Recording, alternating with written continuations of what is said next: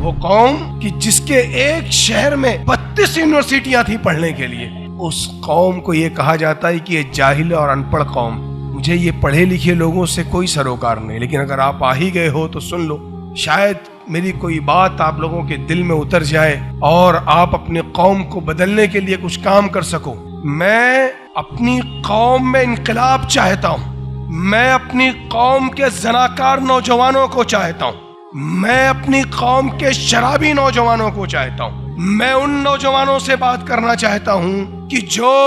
ہماری بہنوں کو پھسلا کر پوری دنیا کے گناہ کرنے پر آمادہ کر لیتے ہیں۔ میں اپنی ان جوان بچیوں سے بات کرنا چاہتا ہوں جن کے ماں باپ عزت اور حوصلے کے ساتھ اپنی بیٹی کو اعلیٰ تعلیم دینے کے لیے کئی کالج اور یونیورسٹیوں میں بھیجتے ہیں اپنی بیٹی پر بھروسہ کر کے، لیکن میری جوان بہنیں اپنے ماں باپ کی عزت کو نیلام کر کے 2 ٹکے کے عاشقوں کے ساتھ بازاروں میں گھومتی ہیں۔ مجھے ان بیٹیوں سے سروکار